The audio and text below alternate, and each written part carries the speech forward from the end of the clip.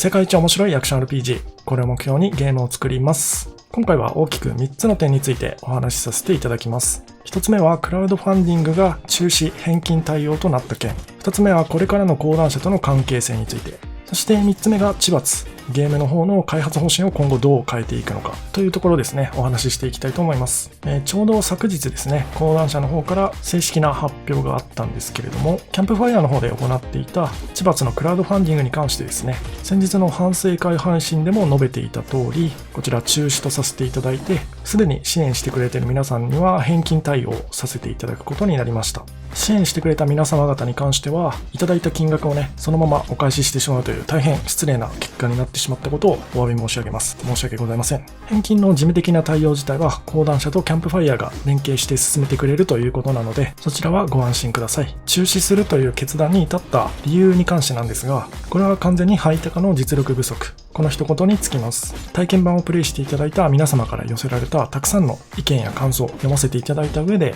ゲームシステムの大幅な見直しが必要であると判断しまして、であればクラウドファンディングは一旦中止すべきだろうというような経緯で今回の対応となりました。そして2点目ですね、講談社との今後についてなんですが、それに関しても同じページに記述があります。一番下ですね、上記をもって我々はハイタカ市に対する支援の継続を決定したことも合わせてご報告差し上げます。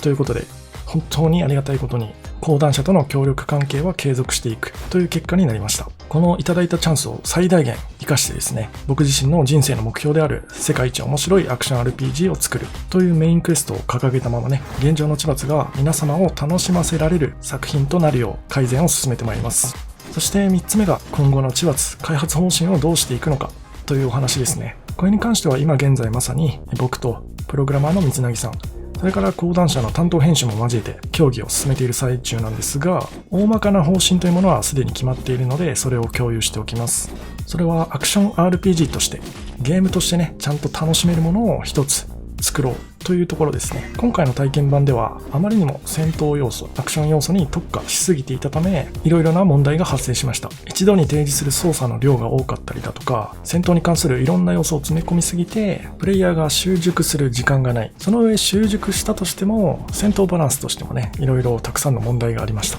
結局のところ、ハイタカ自身が動画映えを意識してね、見せプレイ、演舞のようなものをしないと楽しそうに見えないというような状態でしたね。レベルデザインも全くなかったので、攻略していくみたいな楽しさというものが全然なく、ひたすらトレーニングモードをさせられるようなね、それはもうゲームと呼んでいいのかみたいな体験版になってしまっていたと思います。これからはちゃんとしたアクション RPG、ゲームとしてね、楽しめるものを目指すということで、これは人によって様々考え方があると思うんですが、チームハイタカとしては戦闘、探索、成長、ストーリー、この4本柱がアクション RPG を大きく支えるものだと考えております。戦闘に関してもね、まずはもっと間口を広げて、ライトユーザーでも楽しめるシンプルな戦闘。そこに成長要素としてね、スキルをいろいろ獲得していって、複雑なアクションも習熟すればできるようになっていくと。これにはもちろん時間も必要になってきます。いろんなところを探索したり攻略したり、そういった冒険する楽しさ、そこにストーリーを添えてね、しっかりとしたアクション RPG として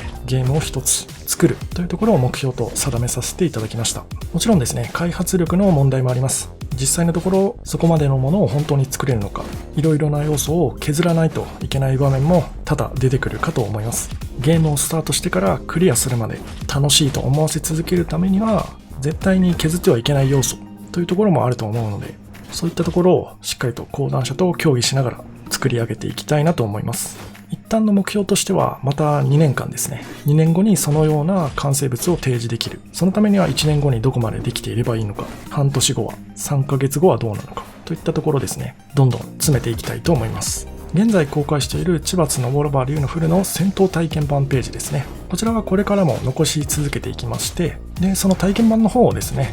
新生千罰が、皆さんに触っていただけるような段階まで来たらすぐにアップデートして皆様のフィードバックもね、どんどんもらいたいなと思っているので、またね、体験版アップデートさせてもらった時は告知させていただきます。最後にタイトルに関してなんですけれども、皆様からね、たくさんのご意見いただきまして、反省会の時とかはね、一旦白紙にしようかみたいなことも言っていたんですが、やはり千罰というね、ワードは残した方がいいだろうという結論に至りました。今回の体験版までね、皆様に非常に認知していただけたワードなので、この優位性はね、絶対に使った方がいいと思ってます。僕自身も好きなワードですしね。というわけで、知罰単体のみのね、知罰っていうタイトルにするみたいなね、提案とかも